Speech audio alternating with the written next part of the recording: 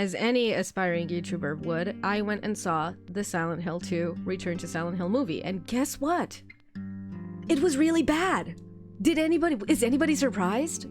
Disappointed, perhaps, but not surprised. Not shocked in the least.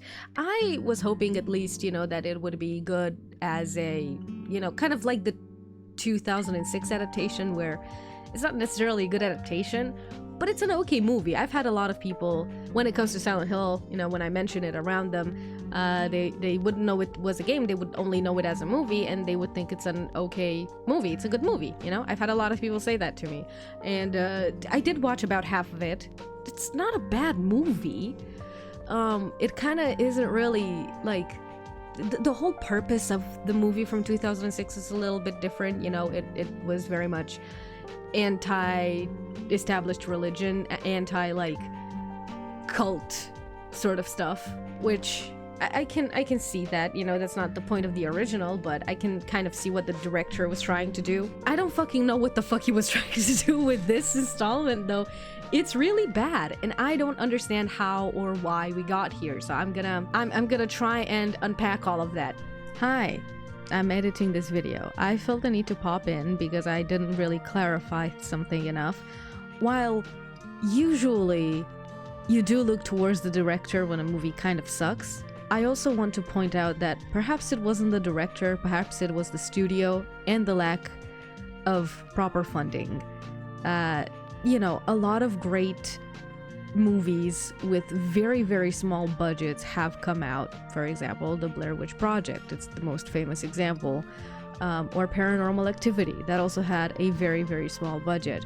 So it can be done, but a lot of the times, especially in current day, it's very hard to do something with a really small budget. You really kind of can't. You have to buy your way through everything. Nobody really appreciates artfulness anymore. So perhaps it wasn't really the director's fault, in which case I apologize for trashing your movie so badly.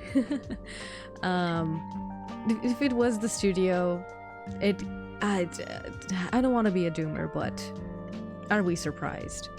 Anyway, that's all I wanted to say. Now, the obvious issue that I really want to bring up when it comes to a movie made after the Silent Hill series in general, is that there are a lot of movie influences in Silent Hill, and it pays homage to a lot of movies. As a director, I don't understand how you cannot, you just don't draw from that. For example, all of the David Lynch inspirations, Blue Velvet, the closet scenes from Blue Velvet, you're just not going to draw from those. The entirety of Jacob's Ladder, you're not going to draw from that. Now, already the budget of this movie is in like hell. It's such a low budget. I think if he dug through the trash, he would have been like the team, whoever made this movie, if they dug through the trash, they would have been able to get like a lot of better things, props, stuff to use for this movie, because OMG, and we will see that, now, in case you don't know what Silent Hill 2 was about, the game, which came out in 2001, is about depression. Heavy spoilers for the original, right? You play as this man named James Sunderland. He receives a letter from his dead wife. He thinks she's been dead for 3 years. He receives this letter. She calls him to come to Silent Hill, which is a town. It's a town that they went on vacation together before she got sick. After she got sick, she has kept dreaming about returning to Silent Hill because she really liked it there, Silent Hill before it had been colonized, because it's in Maine. By the way, originally in the games, it was sacred ground that the natives just kind of kept untouched. It was sacred ground, a neutral place, neither good nor bad, but they kind of kept away from it. They respected it. They left it at it as is, which perhaps was for the better. So she could kind of feel that, so she really fell in love with it. She wanted to return. She died before she could do that. She sends him the letter. He delves into... The game is very much all in the head scary, you know? It's all very much psychological, has to do with what James is feeling, what's going on in his mind. The monsters represent his frustrations, his anger, his sexual frustration, his depression, his self-esteem issues, all of these things. Right? The game kind of gets crazier and crazier as you go deeper into his psyche. The world around you kind of fades away until he realizes that he was the one that killed his wife. And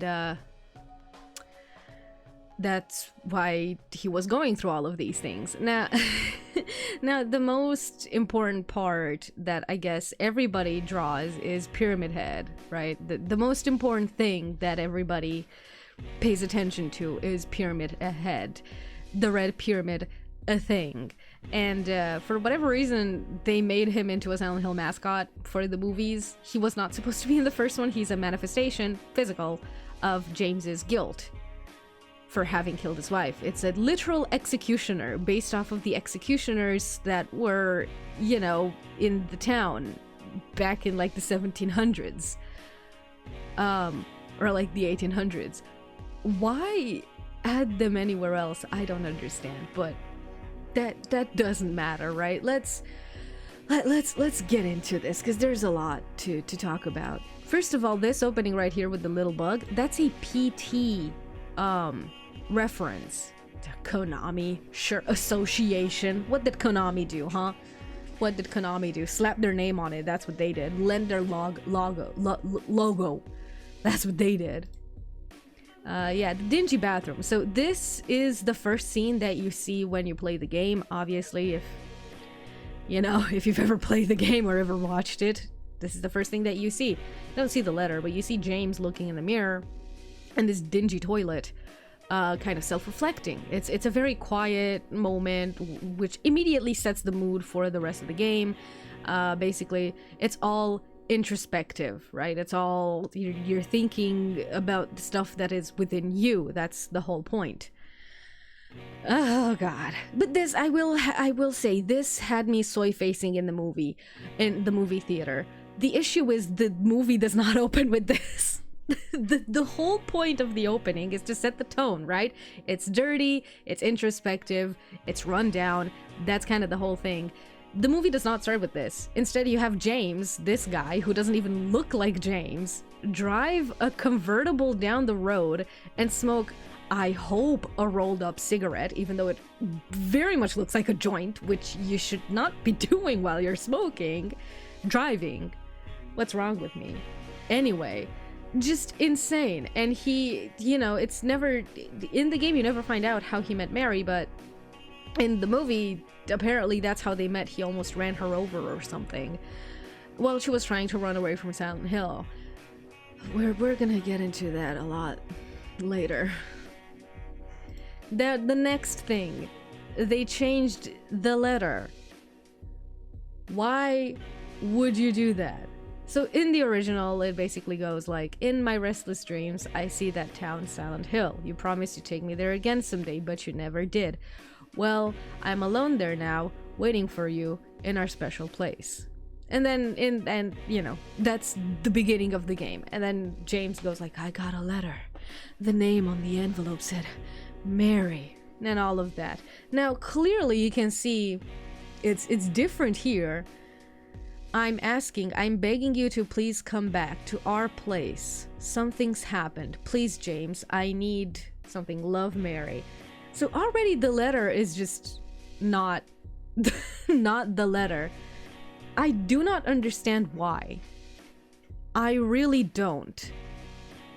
Maybe, well, I know why. It's because they changed Mary's character entirely and fucked up the entire scope, the entire story, the entire reason the story was written. Fucked it up. Just completely. Just not even the same thing. It is 100% a spin-off because it's just not it. So I don't understand how you can advertise with this and pretend like, oh, you love Silent Hill, you want to do it justice. Bro, where is the justice? I do not see it. Why did they do that? Yeah, that's Mary, that's James. Very cute. Are those moths or is that... No, it's just leaves. Yeah, some cute moments between them, you know. Fire. For whatever reason, they added the fire. So in Silent Hill 2, there's a character called Angela. Her version of Silent Hill is constantly on fire. We're gonna get into Angela when we see her in the trailer. It's gonna be very sad to talk about her. But yeah, hers is constantly on fire. For whatever reason, they just took that out of context.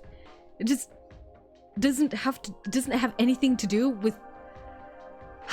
Jesus. They just ripped it out of her, ripped it out of her, you know, her story. In the original game, he did mention that he had drinking issues, but they made it a whole thing of him drinking and then he gets a call from his therapist. Perhaps I should go into the story. I'm gonna do that at some point. Should I do it now? Okay, I'm gonna do it now, right? And then we're gonna pick it apart and I'm gonna tell you why it's bad. In the meantime, we're gonna be stuck on this image, or I'm gonna put some funny video on screen. I don't know. So the story of the movie goes as follows. Should I explain the story of the original game? Basically, the beginning that I talked about. Then you go through a bunch of places like an apartment building, a park where you meet Maria. You go through a bowling alley.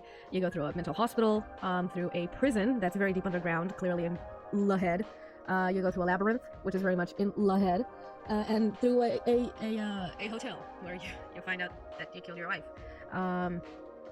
Yeah, the movie does not do that. So they meet, as I said, on the road. Apparently they have a blossoming relationship. They immediately fall in love for whatever reason. And then you cut to James drunk in a bar, and he gets the shit beaten out of him, thrown out, and he gets a call from his therapist. So you don't... I kind of want to say therapy didn't exist in 2001, but it was very rare. You know, it wasn't as normalized as it is today, 100%. So I don't know what the point of the therapist character is in the movie. It doesn't make any sort of sense why there should be a therapist, but yeah, there's a therapist character. I mean, good for the woman that plays the therapist. Good for her. She probably got a paycheck for appearing on screen for like 5 minutes and saying a handful of lines. She got a speaking role, like, good for her. It was really weird. It was really weird and had no place. And there was a thing where I thought, for example, because the way it's filmed, you kind of see her through a glass table and it looks like she's in some sort of very shimmery place. So at first I thought, you know, oh, maybe she's in James's head. Maybe she's, you know, maybe she's his consciousness, right? His conscience, you know, that makes him make bad and good decisions. And maybe that's what it is. But no, it's, I think, an actual therapist. I don't know. Then you cut to him, I think he's drunk in his studio staring at a painting of Mary. He decides to go to Silent Hill because he misses her apparently, or something along those lines. He meets Angela, completely different character, not the same at all. She's putting up sandbags on the bank of Toluca Lake because it's still the they kind of picked up where they left off with the Revelations. I don't know, the one from 2013, maybe the one from 2006. I don't know. It's still ash. So in the first game you had snow during summer. So it's summer. The events take place during summer, but there's snow. And Harry, the main character, he comments like, oh, why is it snowing? It's not snow this time of year. That's really weird. But yeah, again, it's supposed to take place in Maine, New England, okay? For whatever reason, this director chose to draw inspiration from a town in Pennsylvania that's a ghost town, has a coal mine burning under it, and that's why there's ash in the air.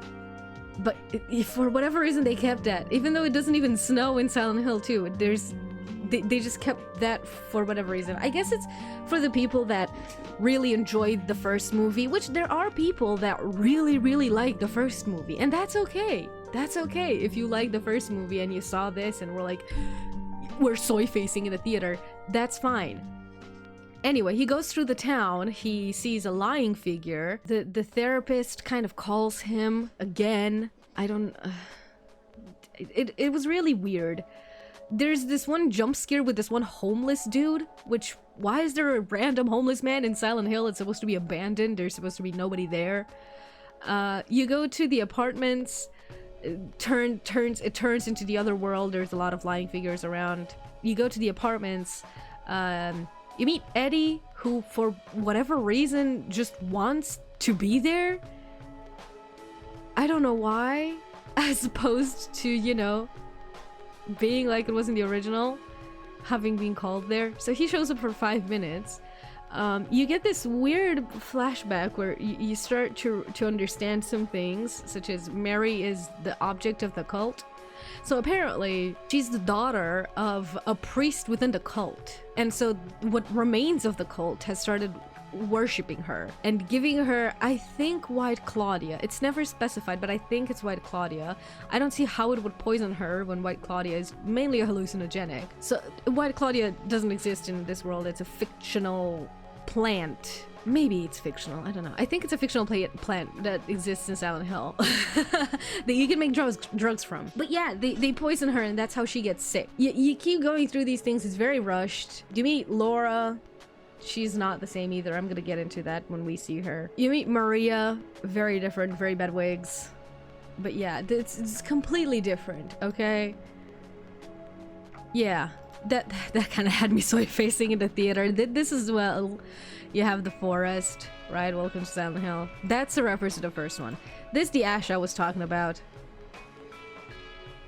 This is... that's... come on. That's ripped right from the remake. Which I guess they had to promote and market the remake as well. But yeah, that's... you don't really see any of the dead plants from the flower shop in the original. Yeah, there's a flower shop in the original. Oh man. Yep. There she is. There she is, ladies and gentlemen. So in the original, Maria is a manifestation of James's desires, so to say. You know, there's a DLC where you can play as her that's called Born from a Wish, so pretty much explains her character. But yeah, she looks very much like Mary. But she's sexy. She's just like a hooker, and she's very flirty with James. And clearly, a lot of people come to the conclusion that it's just sexual frustration. Which, yeah, of course it's sexual. What? His wife was sick for 3 years. Of course he would be sexually frustrated. What do you mean? You're not a genius for pointing that out. I'm sorry to say. I'm sorry. But I think it's also his need for affection, right? Because, you know, prostitutes, while they provide sex, they also provide the feeling of being wanted, right? And that's exactly what Maria is to James. She's all over him. She wants him really badly, but she wants him not just in a sexual way, she wants him in an emotional way. She wants him to protect her, to be there for her, to care about her. So James, I think he really wanted to feel not needed, but wanted. And that's the whole thing, right? In this one, there's no point for her. If Mary was part of the cult, what's the point to have Maria? I suppose you could very obviously say, well, she's not like sexual frustration. She's Mary's yearning for freedom. Okay. So the cult was preventing her from cutting and dyeing her hair and wearing a fur coat? I don't understand. Like, what? It doesn't make any sense. Yeah, you had the radio. It kind of told you when the monsters, when Pyramid Head was near. Kind of, sort of. I would have, if I were to make the a movie based on Silent Hill, I might have done the same thing with the radio. But I would have gotten a pink one, like in the game. I don't know why they went with such a weird radio. Yeah, based. That word is doing like a lot of heavy lifting. Who is this man? This is not my James. So another thing that bothers me about it, right, is the fact that in the video games, you don't know shit about who James is. You don't know his past besides the stuff with Mary. You don't know what he works, like what his job is. You don't know what his personality prior to this is. You don't know who his family is until Silent Hill 4, where you meet his dad. You don't know where he lives. You only know the type of car he drives, the fact that he has one of those jackets that is a reference to Jacob's Ladder that soldiers got during the Vietnam War. That's it. That's literally it. You don't know anything else about him, and that's kind of the point, right? You're supposed to not know anything about him. Why is he a painter? I don't understand the detail of making him a painter. This would have worked. Like, he's already as bland as a cracker. There's not 1 ounce of personality oozing from this man. And that's kind of the point in the original. He's supposed to be very much aloof. And that's it. In the original, he's aloof, right? He's aloof, he's lost, he's depressed, he's selfish, he's egotistical. He's all of these things. He doesn't really care about others. He pretends to. Right? But he can't really muster it to fully care. He cares about, like, enough to pretend that he has a moral compass. Maybe not pretend. Compass. Compass. Maybe not pretend, but he cares enough so that it's socially, like, acceptable. You know what I mean? He's a very aloof man. This James is not aloof. He's just bland. He's just, he's boring. There's nothing interesting about this man besides the fact that he's a painter, and he's a little bit of a rebel. He's got, like, longer hair and a beard and necklaces and a leather jacket. He's so cool, you guys. What's the point? I don't understand. And he's a little bit younger, but yeah, I don't get it. Also, what's the thing with him smoking a joint in the car at the start? I really don't get that either. It's such a weird detail. I think he's supposed to be rebellious, and Mary is supposed to be like a trad wife sort of situation. You know, he's the bad boy, she's the good girl. The you know, religious girl, maybe, even though a lot of the times she wants to get away from the cult, so it's not like she's religious by choice. She's kind of forced into it by birthright. So I don't get it. I really don't understand. I mean, I kind of get it to link it to the original, but it's just bad. Yeah, that's the lying figure. There you go, that's the lying figure. See, they didn't use a lot of practical effects. I mean, you can smell the CGI. You can basically feel, if I reach out and touch the screen, I could physically feel the CGI, right? I think this is the only costume, if it is a costume. But I think it is a costume. This is one of the few costumes. This and the puppet nurses. But yeah, why the lack of practical effects? I understand the budget was low, but I would have lowered the stakes. I would have made it less grandiose, and used the budget towards practical effects, making the scenes look really real. I wouldn't have moved around so much. I would have showed only the key, like the clock room in Blue Creek, a bit of Brookhaven, and a bit of the prison. You know, just a little bit of everything. I wouldn't have gone the same route they did, especially with such a low budget. It just looks bad, doesn't it? Just look at that. You can physically feel the blue screen. Again, with Angela's... Where is it? There it is. Angela's fire. Here it is. This is basically when Angela kills herself. I don't see the point. But yeah, Angela's character. We're gonna get into that. when I see the characters, I'm gonna tell you more about him. Who is this man? Who is this man? It's not James. So originally when I saw the movie, it was also really dark. But I think this is just an issue with movies in general, where they become so dark in the movie theater you can't fucking see anything. Originally I thought this was Laura, but it's not. It's just a featureless something. What is it? What's the point? What's the point? right? Laura. Right, we get to talk about Laura, my daughter. Laura in the original is one of my favorite characters. I really like her. She is just a kid. So the whole point of Laura is that back when Mary was alive, Laura was supposedly a sickly child. She was in the same hospital as Mary, and back when Mary was alive, did I say Laura was alive? Laura is alive the entire time. She never dies, okay? But back when Mary was alive, they shared, I think, a hospital room or something, where they shared a nurse, something like that. And basically, they got really attached to each other, and Mary was even thinking about adopting her and taking her to Silent Hill, because again, she really liked Silent Hill as a resort area.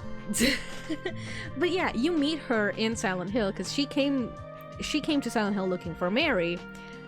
Because Mary basically left them a bunch of letters before she died. She got discharged from the hospital. They let her go home for a couple of days. She was supposed to die anyway. So she left the letters in the care of Nurse Ratched, whatever her name was. Laura took them. She came to Silent Hill looking for Mary, thinking that... Because Mary used very, like, abstract language. She didn't say, if you're reading this, I'm dead. She's like, if you're reading this, I'm in a much better place now, in a very peaceful place.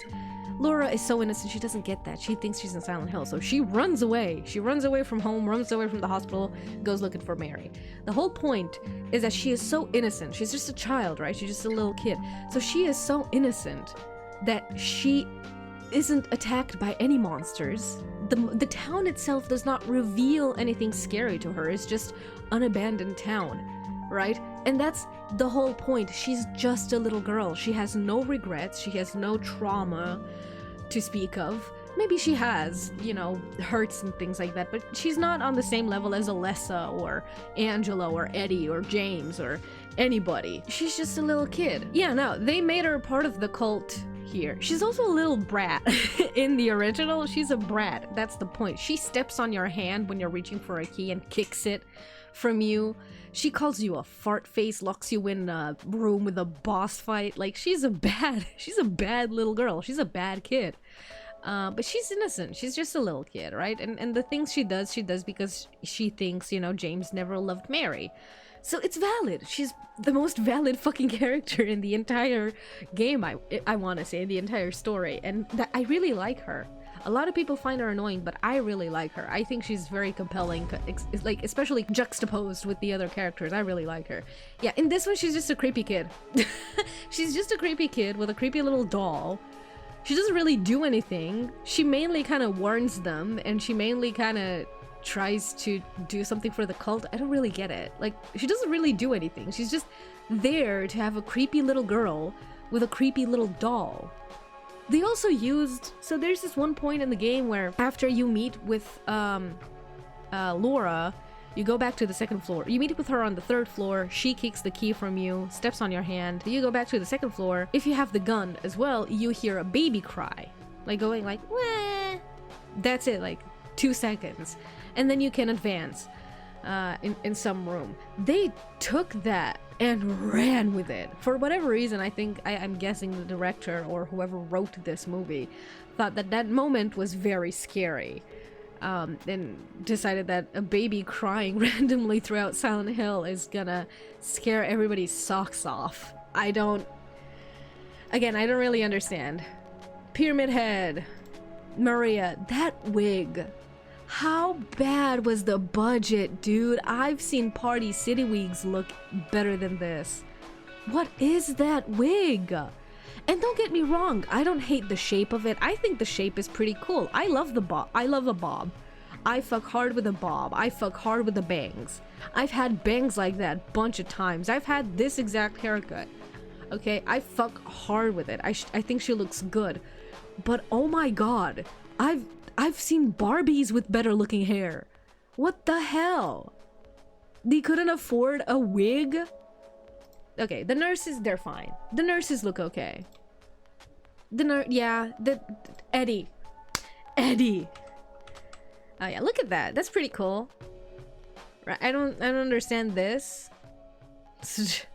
I don't know why they did that to her face, but Eddie.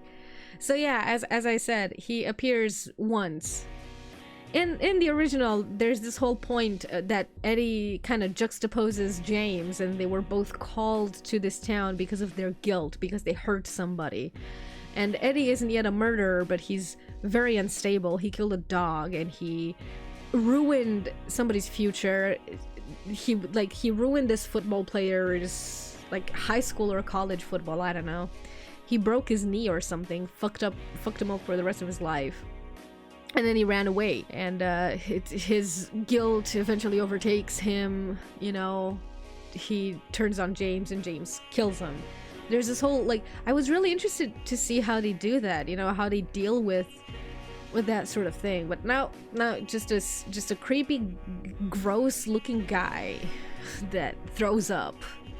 And he apparently loves it there because there's nobody there. What the fuck?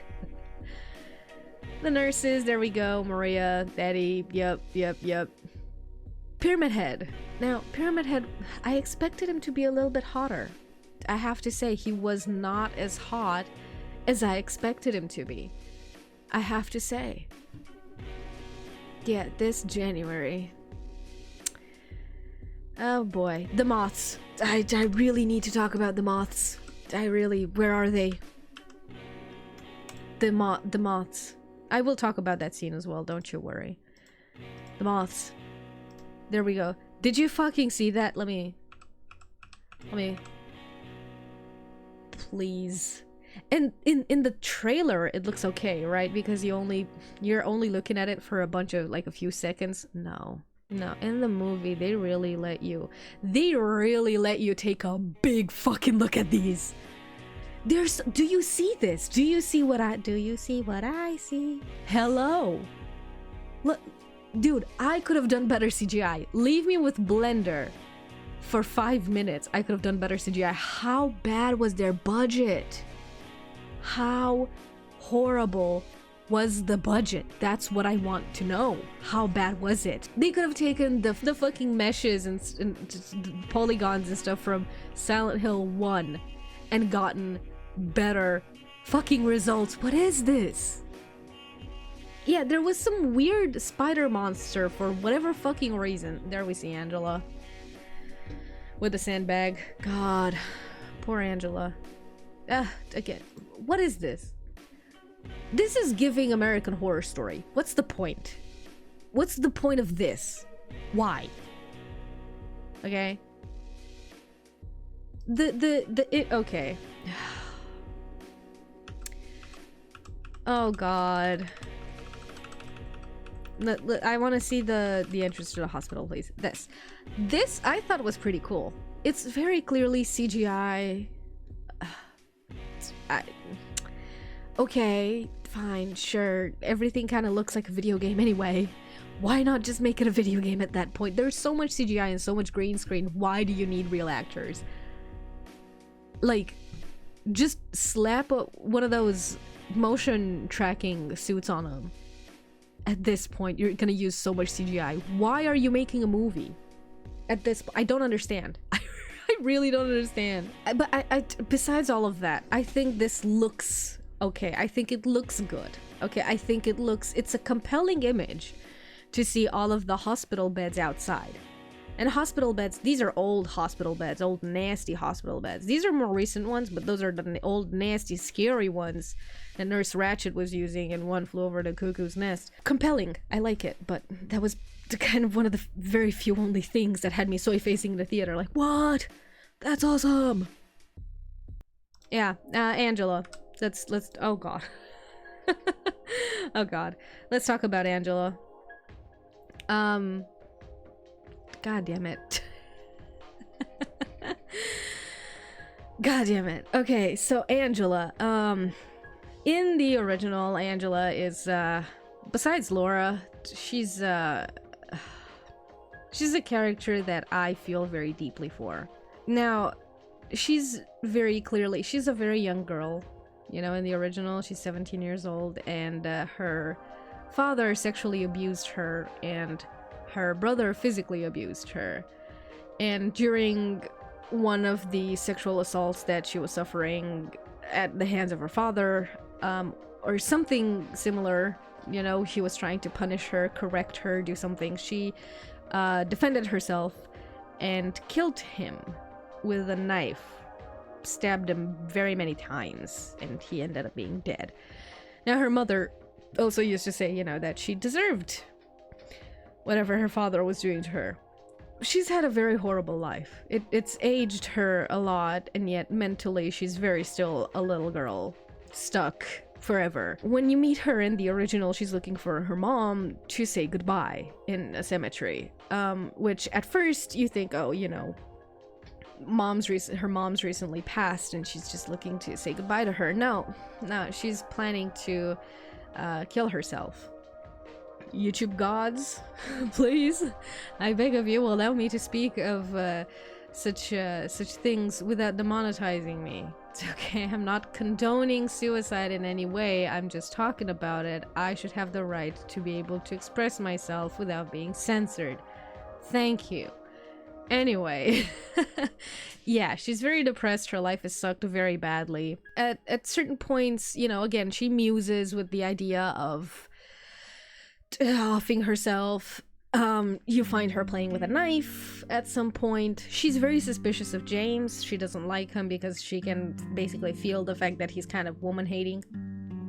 Just saying. And then near the end, during the labyrinth, you find her in this room that's covered in pulsating, like this room that's covered with skin, first of all. So the walls are made of skin, and then there's holes in the walls, and there's pistons coming in and out of them. And that's, I mean, do I need to make it any more obvious? It's very much an analogy for you know what.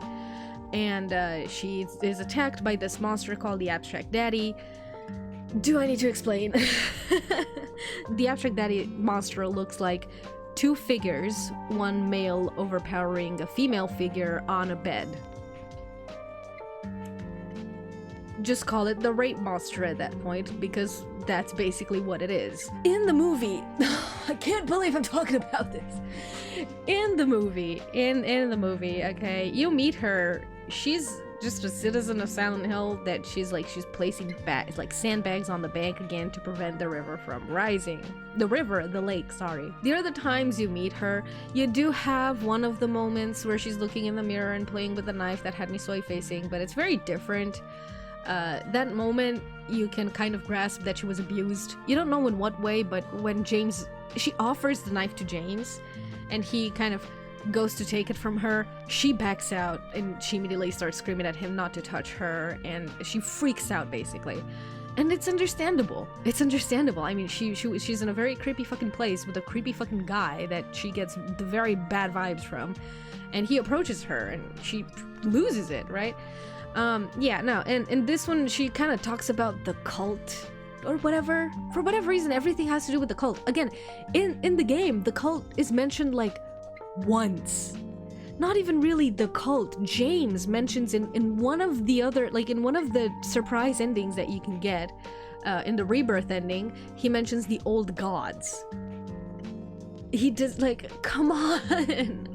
Come on. They did her character really fucking dirty in this movie. Like, really bad. So instead of, you know, having the room, Abstract Daddy, and then after you kill him, she kind of gets mad at you because, like, he has saved her, but you're, you know, my hero type of shit, you know? Like, are you gonna, like, again, the last time you see her, are you gonna care for me, love me, mend all my wounds, you know? Like, my hero, are you gonna step up? Do you want to do this? Or, like, are you just fucking pretending? Because I can't stand the thought that somebody would see you for who you really fucking are. Yeah, in this one, you find her on a bed, cross-legged. She kind of, like, she's talking about some, I don't remember. I remember her lines never made sense for her character. She lifts up her dress, which I think maybe she's like wearing the same dress Mary was wearing. I remember Mary wore something different, something similar in the movie. But yeah, she lifts her dress, and like there's these two arms that come out of the mattress that are like holding the inside of her thighs.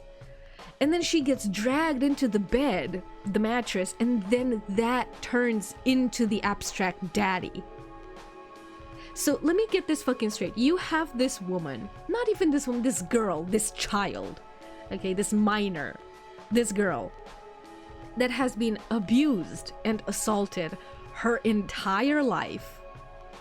Incestuous too, like not even like incestuous kind of thing from her own father. And instead of like, cause yeah, the ending she gets in Silent Hill in the original, she kills herself. That's not good.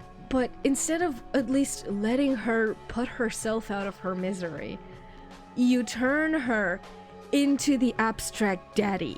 You doom her to live out the rest of eternity as a monster that constantly gets raped by her own monster father thing. So that's fucked up. And you know, I don't shy away from fucked up shit. I love shit like Corpse Party. I think Corpse Party Book of Shadows is an interesting addition. And that's basically all just gore fest, wrong endings type of shit. I'm okay with it. I enjoyed it when I was little. Now as an adult, I kind of find it really tacky and very cheap, and why are they sexualizing minors? But that's another video for another day. I'm not like very pudic when it comes to these things. I'm not, oh my god, don't mention rape, oh my god. You know, I'm not one of those people. I think it's important to address these things. It's important to write about them. It's important to talk about them. It's important to talk about survivor experiences and all of that, you know, like, but I feel like this is just in bad taste. It's so fucked up. Like, you just, to me, you just don't do that. That's like, I think it crosses a line, doesn't it? It crosses a boundary. Sure, it's one thing that her demons win and she kills herself. That's already fucked up and sad that she could never be able, like, she was never able to find the support she needed, the love she needed, that from the very start, like, her family and everything was against her, and she was just a victim her entire life and died a victim to these things, and she let them win. That's one thing. It's already a bitter and bleak and sad and depressing, but to look at that and go, nah, what I'm gonna do is have her relive her trauma for all of eternity. It's bad. That's all I'm saying. It's really bad. Don't do that. You need to respect your characters a little bit more. If it was a male character, first of all, the male character wouldn't have been sexually assaulted, because we all know men can't experience sexual assault, right, guys? Denji is just a figment of everybody's imagination. I mean, he kind of is because he's a character, but you know what I'm getting at. Anyway, yeah, it's just, why? Let's move on from this. It's really bad. That's the point I'm trying to make. It's very bad. I don't get it. Let go. That had me soy facing. This had me soy facing in the theater. Yo, they got the room! They got the room from the video game! What? Yeah, that scene with the lady covered in blood. Where is it? The TV. I think they took that from the remake. But that's from the remake from The Labyrinth. From Angela. Like, I don't get it. So this is from a scene where James is out and about like in town, and he sees Mary and a bunch of other cult freaks walk into a building. So he follows them, and there's just this scene going on. They carry her, cover her in their blood. I think they poison her and they worship her. And that's kind of how he knew that this was sort of going on, but that's kind of the straw that broke the camel's back, and I think that was when he left. And maybe then came back? I don't know. Another thing about this movie that was really fucked up, there's a lot of strobing lights. Not once have I seen an epilepsy warning. And you know, epilepsy warnings aren't just like a tiny script right up here where you go like, oh hey, this movie has like flashing lights, so like watch out, because like you're gonna get a seizure. No, you have to have like big epilepsy warning so that, you know, because here's the thing, I don't have epilepsy, I don't get seizures, but like they are really bothersome for me. I hate, because like once is fine, I forget about it, but they do like really bright strobing lights, like really fast flashing strobing 5 or 6 times. I'm frankly surprised nobody in the audience, because it's a dark room with a massive screen, really loud sound. Didn't PlayStation or Nintendo get in trouble for this? Pokemon got in trouble for this? Come on. And you know, it's not a kid-rated movie, it's an adult movie, so most people that have epilepsy would know. No, they wouldn't. There's no warning. Absolutely no warning. Just boom, strobing fucking flashing lights. Here, get a fucking seizure, bitch. Free on us. No, it's not even free, because you paid goddamn money out of your goddamn pocket to see this fucking abomination. That's Maria. I mean, sure, I don't have any qualms with the actress that they chose. She obviously doesn't look like Maria, but they kind of kept the vibe of like very kind looking wife. That was kind of the point.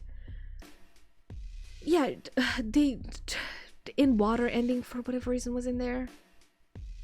There was also this scene, I just remember, there was also this scene where during the hotel, I think during the labyrinth, which they placed in front of the hotel for whatever fucking ungodly reason, in the courtyard of the hotel they placed the labyrinth, which is a literal labyrinth. Like, it's not like in the game where it's like kind of like a labyrinth, but it's more like just a bunch of tunnels underground, like in the pits of hell. No, it's just a literal stone labyrinth in front of the hotel. It doesn't make any sense. Maria's there for everything. But anyway, so he like passes out or something and wakes up in a hospital room with his therapist there. And then they talk about something and he sees a moth and suddenly he's back in Silent Hill. This happens once. It's not like an A plot, B plot where something is happening in his head and then the other side is happening in real life and you get to see both of those, or he goes in and out of reality. This just happens once and the therapist never appears again. Never. Not once. Like, she's gone. Until the end of the movie, you don't see her again. What? What? Return to Silent Hill. Bullshit. Bullshit. Yeah, music by Akira Yamaoka. The music was good. I'm gonna say the music was really good. It was really good. It was really, really good. What else? I have more movies. More trailers. I think that was after the he wakes up from the hospital, I think. Yeah, the CGI was really bad. That's the hotel.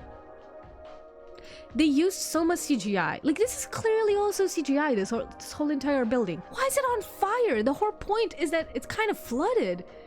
It's not even on fire. What?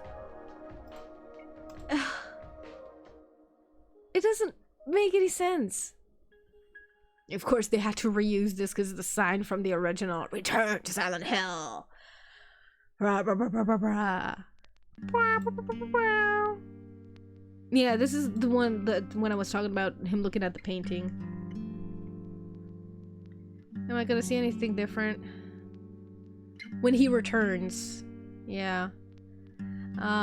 I do have something else that I wanted to talk about. Yeah, that's Silent Hill as well, by the way. I'm gonna let these play out for you. I'm gonna talk a little bit about how bad they handled Mary's death. So, obviously, her death in this movie is no longer, like, just an illness. And it's no longer the reason for James's guilt.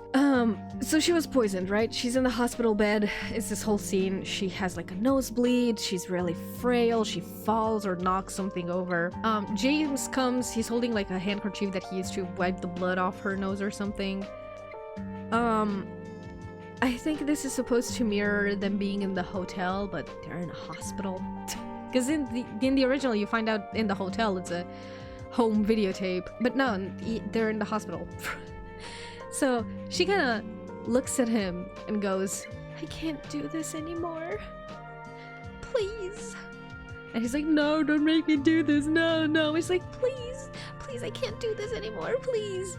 And he puts like the handkerchief over her mouth and kind of presses down. And it's not enough. It's to kill a person, no matter how sick they are. So she has to come in and press on his hand as well, and like her eyes kind of roll back and she like shakes a little and then she's dead. I cannot explain to you how bad this is. Man, the strobing, come on. Why do we need that? Okay, fuck. But yeah, the fucking, so in the original you don't know whether Mary wanted to die or not. It's never specified. It's never a point. Oh, she wanted to die, or oh, she wanted to you don't know, and you can't find out. In some of the endings, James has a talk with her, and you know, he goes like, I'm sorry, I wanted to get rid of you, the truth is I hated you. And she's like, if that's true, then why do you look so sad? You know, kind of implying that she forgives him. You can't know that. This is all in James's head. It's his brain coming up with these things, or is the town coming up with these things. But the town isn't Mary. And the town doesn't show absolute truth. It's entirely 100% subjective to James and the way he feels about himself and about the world. You can't ever truly know whether Mary forgave him, whether she wanted to die or she wanted to live. My personal opinion is that if I was sick and my husband, who was supposed to look for me, look after me and love me in sickness and in health, decided to smother my face with a pillow, I'd be fucking pissed. I'd be mad. I'd be angry. I wouldn't go like, why do you look so sad? Bitch, you killed me. The least you can do is look sad. What the fuck are we even talking about? And the fact that in the original, right, it's this home video, you see it on a VHS tape. It's a recording of them in the hotel, and then it transitions into James. She's sick on her deathbed. He brings her water. He takes the pillow from under her head, places it over her face, and pushes down with both hands. And he can clearly see he's overpowering her. She looks very frail and small and slim in her bed, and there's just a man over her pressing down. She kind of thrashes around a little bit. She writhes. You can see him pushing down. So it's kind of a violent thing, and they had like a much cleaner take for that in the video game with like audio and stuff, but apparently it was very distressing and very upsetting for the playtesters, and it was too much. It was too much. So they decided to go with a more subtle, keep it in the darkness thing. Still let it be known what it is, but, you know, not really just sadistically play it. Which I think was the best approach, right? They showed it was violent. You could feel it and understand it, but you weren't, like, subject to it. You know, you... In this one, they just took all of the violence out of it. James is just an innocent little guy that euthanized his sick, dying wife, and she wanted to die. She wanted to be euthanized. No, it was never, like in the original, it was never an euthanization, and that was the most compelling bit, that James was a murderer. You were playing as a murderer. You were rooting for a murderer. That was the whole goddamn point. But no, let's just make him a random dude with no personality. It doesn't even matter. What? And, like, I get it, you know, the story is about her now and not about him. Sure, make her a more compelling character then, because she didn't really have a personality either. Her whole personality was she looks good in a dress and she's sad. And the cult abused her. Like, that's the... Nobody really has any personality in this movie, which leads me into the rest of my complaints about these movies, which are strictly about it as a movie. It's bad. It's extremely rushed. I've already talked about the CGI enough, but it's extremely rushed, right? None of the characters are expanded on in any way. None of the characters have any sort of personality whatsoever. James, Mary, Maria, Laura, Angela, Eddie, nobody has, the therapist, nobody has a personality. These are not characters, these are not people, these are caricatures of, I don't know, bland, just like boiled chicken level of character writing. It's why are we doing this? And I guess, you know, sure, the story of the original might have been too long to the movie is 2 hours long, I think. You could have fit enough story in that, but no. No, you had to put in your own bullshit, take away from the time it would have taken you to develop these characters, and just accomplish nothing. Again, it's extremely rushed. All of this scary stuff kind of happens constantly. Like, there's a small bit at the beginning where it's not scary, but then when it starts being scary, it's scary for the remainder of the duration of the movie, which is like 15 minutes of not scary, and then after the first jump scare, it just keeps on that note. And like, that makes it not scary because you get used to it, right? Your body fills with adrenaline and you don't have any moment to kind of breathe, you know, you're safe, nothing's happening, it's not scary, it's not spooky, it's just forget all of that, you can take a breather, you know, it's fine. And even when there are moments like that, they're so short and so confusing, but not in a good way, not in a Jacob's Ladder confusing in a what the fuck do they mean by that way, you know. Oh, the closet, right, the closet scene. I didn't talk about the closet scene. Now I'm gonna talk about the closet scene, don't you worry. Yeah, they're so confusing and they're so short that it doesn't feel like you had any breather, so that when it goes right back into it being scary, it's not scary anymore because you still have adrenaline in your bloodstream. Like, the adrenaline didn't drain from you, it's still in there, so it's just not scary. I do have one qualm with Pyramid Head. He makes noises. He like goes like he groans and grunts and shit. No, Pyramid Head doesn't make any noises. And if he does, he's not grunting. I think he even breathes at some point. And I do know he has a tongue. I do know Pyramid Head has a long ass fucking creepy ass tongue. But no, that's not it. Don't do that. It's weird. That's not Pyramid Head. The whole point is that he doesn't have a face. He's not a person. His whole head is the pyramid, whatever it's in there. Maybe it's hollow, we don't know, but he doesn't have like a human head in the pyramid and he makes noises. He doesn't need to breathe, brother. Come on, that's the whole point. What the fuck are we doing? What are we doing? And this is especially annoying because the director went like, you know, I really love Silent Hill, I really want to do these characters justice. My brother in Christ, where have you done these characters justice? There's not one character that you have done justice in this movie. It's really bad. Just take the fucking L. You did not do anything with this movie. You rushed the hell out of it. Everything is so rushed. Again, instead of taking your time and showing like 3 of the locations, you could have just shown the apartments, the hospital, and the hotel, and focused really on the characters and their psychology and all of this. But no, you just had to show us a lot of creepy, bad CGI, change the whole point of the story. You didn't accomplish anything. It's bad. It's just bad. Holy shit. Like, because I went into this thinking, oh, you know, maybe it's not like good in a Silent Hill way, but maybe it's a good horror movie. No.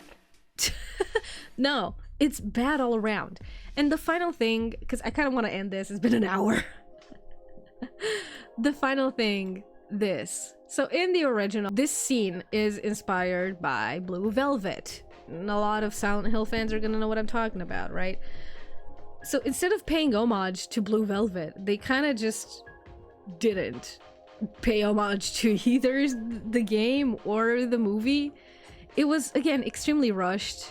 So in both Blue Velvet and in Silent Hill, it's kind of drawn out a little bit. They're quick sequences, right? They don't last forever. But they kind of last a little bit longer than you'd be comfortable with, and you're supposed to really feel the whole voyeuristic thing of like, oh, you're watching a scene that you shouldn't be watching, that's like, is it sexual, is it not, is it physical abuse, what is it, you know, like you shouldn't be seeing this, but you're in the closet and you're watching. Like, there's the whole point, right? That's, you're supposed to feel clandestine and voyeuristic and sick and twisted in that sort of way. No, this doesn't do any of it. Like, not once. They just have Pyramid Head going like, "Roar!" Fucking Chewbacca. It's just bad. So yeah, that's Return to Silent Hill. If I missed anything, let's leave it on Yamaoka's name. Thank you, Akira Yamaoka, for making this movie at least a little bit tolerable because of your music. I love Akira Yamaoka's music. I mean, everybody loves Akira Yamaoka's music. Even if you haven't heard of Silent Hill, I'm pretty sure you've heard Akira Yamaoka's work for Silent Hill. So it's just really good. Yeah, I hope they release a soundtrack for this movie, because there is one track that wasn't in the games. I think it's an original for the movie that I really like, and I would have loved to play it here, but you know, we need the Blu-ray. Give us the Blu-ray. Give me the Blu-ray so I can record it and I can make a full analysis of this and really go into depth and explain why it's bad. Even more than just an hour. I want to make a 5-hour video just tearing this movie apart, just tearing it to shreds. Anyway, thank you so much for watching this. My voice is really sore now. I'm gonna go play some Stardew Valley. Thank you so much for watching. Please, if anything, download Silent Hill 2 and play it for yourself, or like, I don't know, go to Survival Horror Network's YouTube channel and look up their wonderful gameplays that they do, and don't watch this movie unless you really need a reason to be pissed off. Now, it's been 2 weeks since I've seen the movie, so there are a lot of details that currently escape me, and perhaps, you know, again, when the movie comes out and like I can buy it, I can own it, and I can record it and properly pick it apart, I'm gonna do that. But for now, you're gonna get this very lazy video. Yeah, thank you for watching.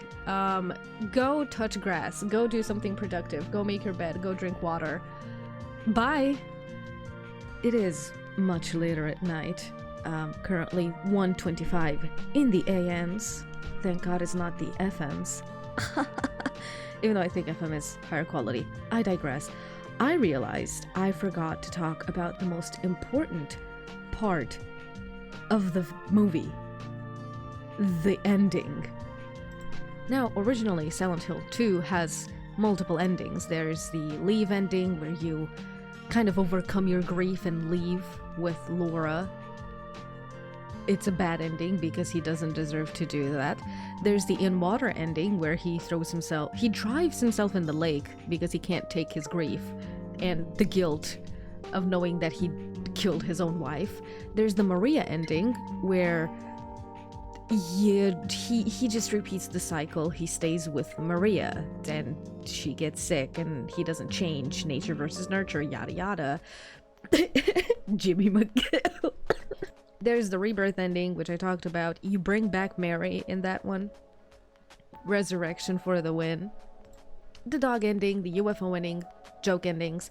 And then there's, in the remake, there's a theory that actually you're stuck in a loop, right? That James, for the past 20-something years, 25 years I should know, has been repeating the same loop of forgetting he killed Mary, learning that he killed Mary, killing himself, or staying with Maria, or attempting to leave and coming right back into it, or that there's like a multitude of, like a multiverse. Every ending is canon. You just repeat it, going deeper into the circles of hell, stuff like that. Which both ideas really suck. The fact that it would be a repeating, it would be something cyclical, just takes away from the depth of it, the finality of it, you know, that everything just repeats. If time is a flat circle, then what's the point, right? Especially when you get to live it forever. You don't have one loop around a circle, you get to do it over and over and over and over and over again. So what's the point? Why am I talking about this? How does the movie end? Take a wild fucking guess, dude. So at the ending, after he defeats the psychological cult bed demon, whatever it's supposed to be, the sick bed of his late girlfriend, because they never got married in the movie, he wakes up in the car, and that's why he almost crashed in the beginning. It's because he had a vision or something. He wakes up in the car, he's driving towards Silent Hill, he almost crashes, and the same thing repeats. He meets Mary again, and she's alive. But this time, you guys, this time he knows how to handle it, so she's not gonna die. Maybe. We don't know. These things rarely work out. He's gonna do something different. He says he's gonna drive her out of Silent Hill, to pay her back for ruining her luggage or something. He retains all of his memories. It's a bad ending. I guess it's supposed to be a feel-good ending, for audiences who don't really want to see a movie with a sad ending and then go home and think, man, that was sad. Only my life is allowed to be sad. What? I guess that was it, but it's just really bad. I think it's a bad ending. I think it is a bad ending. I would have loved to see, first of all, a faithful adaptation paying homage to all of the great cinema, literature, art that the game was inspired by. I would have loved to see it be a faithful adaptation. I would have loved to see it go into, the emptiness and the depth of all of the emotions of the video game and really explore that. Take more of a philosophical stance, if you would, and step a little bit away from the cult, because that was really the point of the original, wasn't it? To reflect a little bit, to be introspective, to think, to be quiet, to do all of those things. And I would have personally loved to see the in-water ending, which I think is the best ending. If you asked me a few years ago if I thought it was the best ending, I would have said no, because it's so sad. No, he doesn't deserve to die. He should be able to live and accept his grief and be happy. No. No. He killed his wife. Drive into the lake, boy. Here you go. I'm gonna throw you your car keys. But yeah, that's what I would have liked to see. More constrained, more focused, more... Less. Is a lot of the times less is more. In this case, less and more. I mean, always with Silent Hill, less is more, right? Always with horror, less is more. The more you try to scare somebody, the less they're gonna be scared, that sort of thing. That's why this movie doesn't really work. It just shits on everything. It doesn't do anything justice. It doesn't focus on any one thing. It's not scary. It doesn't have the formula to be scary. It doesn't focus on one set story. It focuses on too many stories for it to be good. It just kind of sucks balls. But yeah, that was a little intervention, a little parentheses afterwards, should I say. Thank you so much for watching. Bye-bye.